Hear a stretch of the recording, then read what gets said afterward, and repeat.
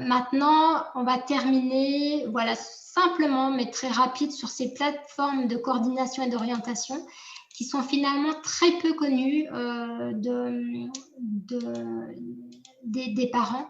Donc ça, c'est la lignée du plan autisme, vous en avez peut-être entendu, qui avait été rendu en 2018 et qui à la base était de pouvoir aider les familles d'enfants autistes dans leur démarche. Et très peu de monde le sait, c'est que tous les TND sont pris en charge par rapport à ces démarches-là, à partir du moment où elles sont prises très très tôt. Quand je dis très tôt, c'est-à-dire il faut que l'enfant il ait entre 0 et 6 ans. Et cette démarche-là se fait sur une douzaine de mois, sur 1 an. Donc, les acteurs qui vont être importants dans cette démarche, ce sont les professionnels de santé de première ligne, hein, c'est-à-dire votre médecin généraliste, toute l'équipe qui peut être autour de vous, mais aussi le secteur libéral qui peut aussi sentir les problématiques d'un enfant qu'on peut qualifier à risque. Donc tout ça, je vous l'ai dit. Donc comment ça fonctionne? Eh bien, c'est très simple. Imaginez que vous avez un enfant de 2 ans qui ne parle pas, enfin, on va plutôt dire 3 ans et demi ou 4 ans qui ne parle pas. Donc, votre médecin va remplir un... Alors, oui, je vais vous montrer. Va remplir, il a une grille de lecture où il va caser, il va voir pas à pas si l'enfant présente un retard ou pas.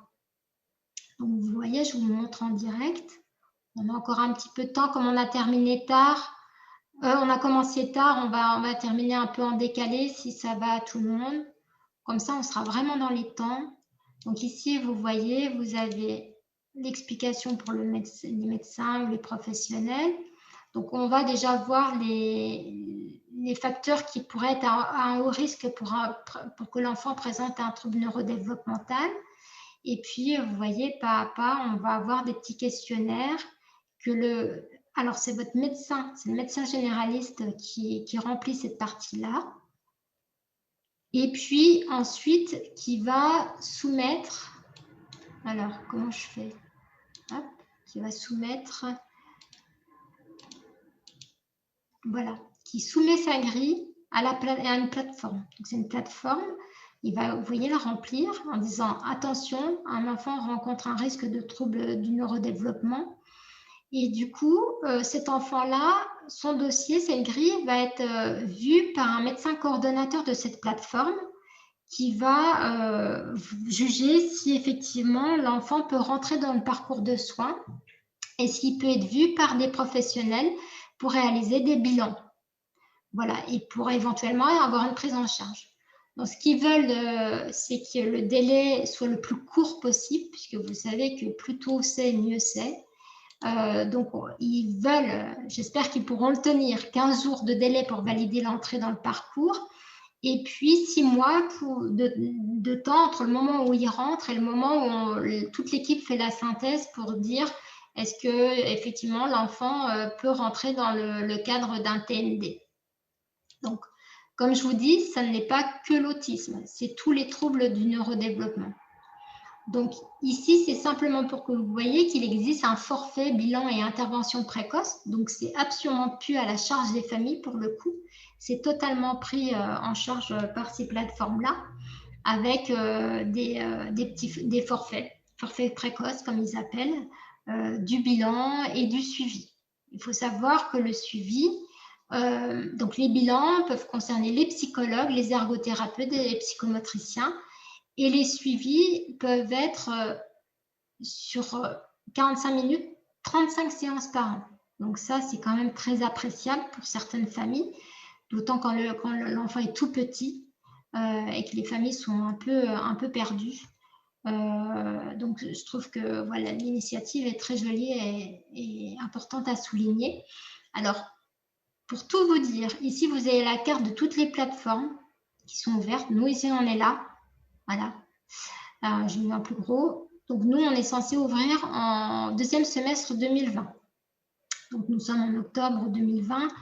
Nous sommes dans le deuxième semestre 2020. Je ne peux absolument pas vous dire où on en est. J'ai contacté l'ARS pour avoir quelques informations.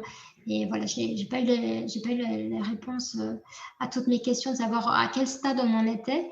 Mais je trouvais important en fait de vous signaler ça, peut-être pour les associations aussi, qu'il existe quand même des choses qui bougent pour ces enfants, surtout pour les petits qui sont dans un grand retard de langage, un grand retard de motricité, où on s'interroge beaucoup et que les suivis sont très importants. Voilà, c'est important de le dire.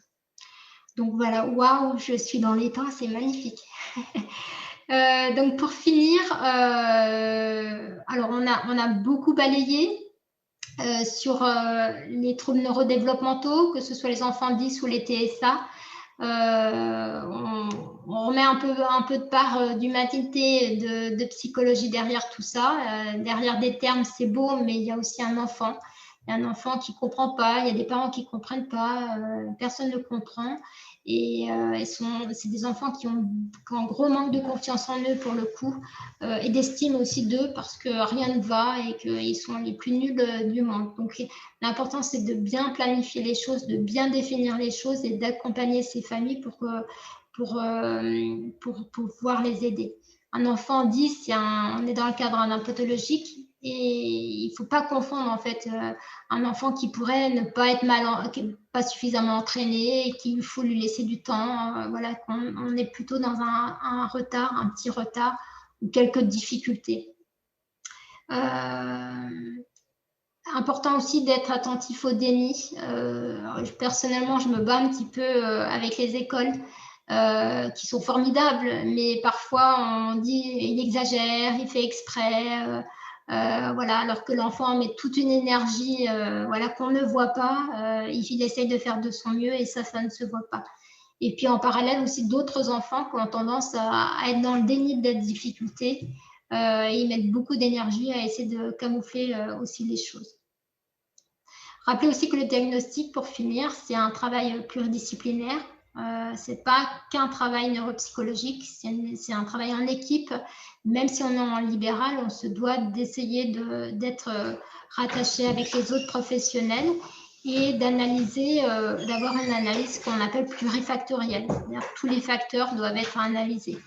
Il est important que le diagnostic soit fait le plus tôt possible pour que l'équipe puisse se mettre en place le plus vite possible et que justement pour la suite, toutes les actions thérapeutiques puissent se mettre en place pour que l'enfant souffre le moins possible dans sa scolarité. Et on le verra cet après-midi, ce sera la belle transition pour cet après-midi de ce qu'on peut faire justement pour les aménagements, bien distinguer ce que c'est un PAP, un PPS, et de voir un peu tout ce qui peut être fait pour ces enfants-là. Voilà. Et bien écoutez, en biblio, je vous donne quelques livres, mais vous les retrouverez dans les PDF ou en tout cas dans la vidéo. Je m'inspire de tous mes livres voilà, que j'adore, notamment ceux de Michel Mazo.